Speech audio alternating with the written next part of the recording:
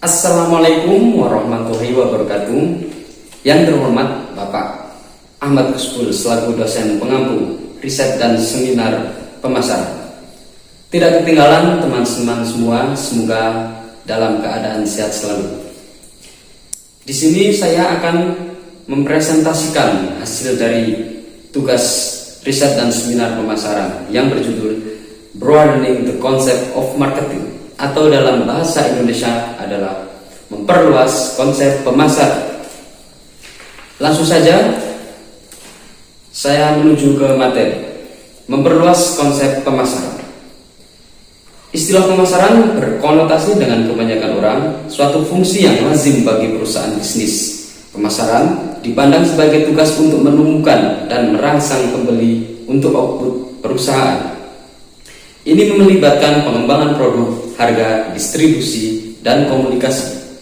Dan di perusahaan yang lebih progresif, perhatian terus-menerus terhadap kebutuhan pelanggan dan pengembangan produk baru dengan modifikasi produk dan layanan untuk memenuhi kebutuhan ini. Tetapi, apakah pemasaran dipandang dalam arti lama mendorong produk atau dalam arti baru rekayasa kepuasan pelanggan hampir selalu dipandang dan dibahas sebagai kegiatan bisnis. Yang kedua, bangkitnya pemasaran organisasi. Ketika masyarakat bergerak melampaui tahap di mana kekurangan makanan, pakaian, dan tempat tinggal adalah masalah utama, ia mulai terorganisir untuk memenuhi kebutuhan sosial yang lain sebelum dikesampingkan. Perusahaan bisnis tetap merupakan jenis organisasi yang dominan, akan tetapi jenis organisasi lainnya mendapatkan keuntungan yang mencolok dan berpengaruh. Banyak dari organisasi ini menjadi luar biasa dan memerlukan keterampilan manajemen yang sama seperti organisasi bisnis seperti umumnya. Kemudian konsep apa yang umum dan banyak diilustrasikan yang mungkin dari pemasaran organisasi? Mari kita perhatikan masing-masing konsep di dalam istilah organisasi secara umum. Yang pertama, produk. Setiap organisasi pastinya menghasilkan produk, dan produk tersebut satu dari jenisnya harus sebagai berikut, yaitu produk fisik, jasa, orang, organisasi, dan ide-ide. Yang kedua yaitu adalah konsumen. Info penting yang kedua adalah konsumen, bahwa organisasi harus berurusan dengan banyak kelompok yang tertarik dengan produk serta dapat membuat perbedaan dalam keberhasilannya. Sangat penting bagi keberhasilan organisasi untuk menjadi peka, melayani, dan memuaskan kelompok-kelompok. Pemasok adalah mereka yang memberikan input yang diperlukan kelompok manajemen untuk melakukan pekerjaannya dan mengembangkan produknya secara efektif. Kelompok yang lain disebut dengan konsumen produk organisasi. Yang ketiga, alat pemasaran. Organisasi non-bisnis dalam berbagai tingkatan terlibat dalam meningkatkan produk, terutama ketika mengenali persaingan yang mereka hadapi dari organisasi lain. Distribusi menjadi perhatian utama bagi pabrikan yang ingin membuat barang-barangnya mudah diakses oleh pembeli. Distribusi dapat menjadi area kepuasan pemasaran yang penting bagi organisasi non-bisnis. Kemudian, konsep pemasaran yang efektif dalam organisasi non-bisnis. Organisasi bisnis bergantung pada niat baik pelanggan untuk bertahan hidup dan secara umum telah belajar bagaimana merasakan dan memenuhi kebutuhan mereka secara efektif. Karena jenis organisasi mengenali peran pemasaran mereka akan semakin beralih ke badan prinsip pemasaran yang dikerjakan oleh organisasi bisnis dan menyesuaikan dengan situasi mereka sendiri. Prinsip utama manajemen pemasaran yang efektif yang muncul di sebagian besar organisasi berwawasan ke depan, yaitu ada beberapa prinsip sebagai berikut ini. Yang pertama, definisi produk generik.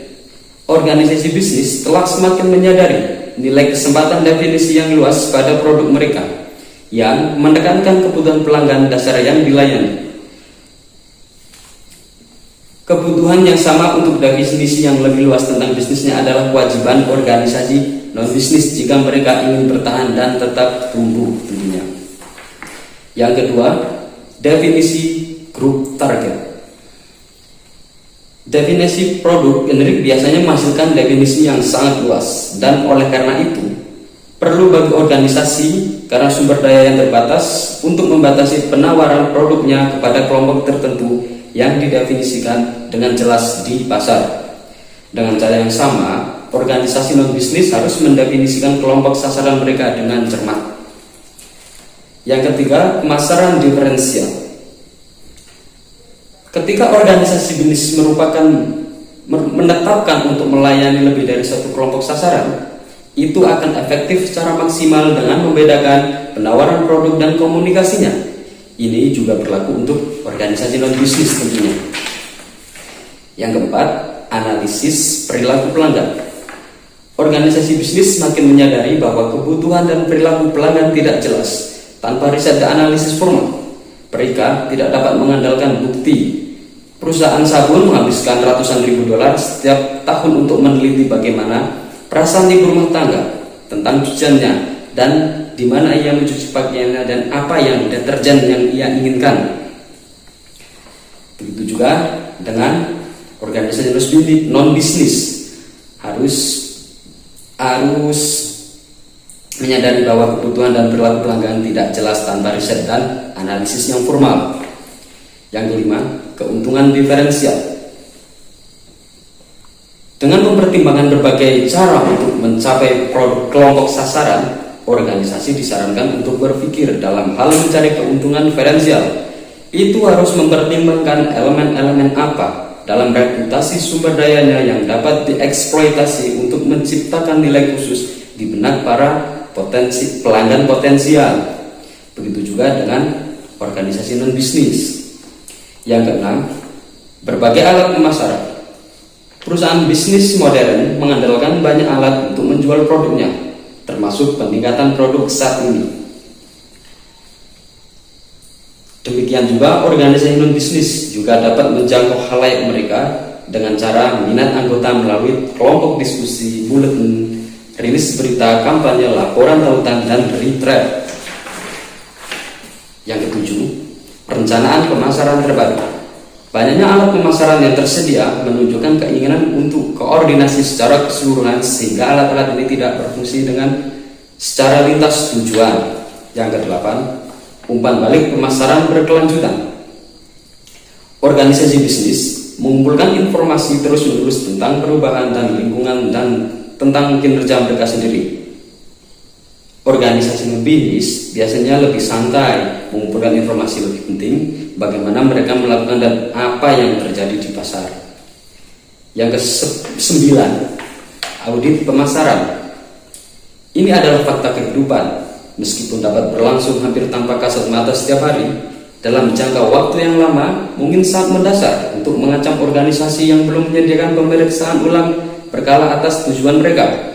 Organisasi dapat tumbuh dengan cara mereka sendiri dan tidak responsif terhadap peluang atau masalah baru.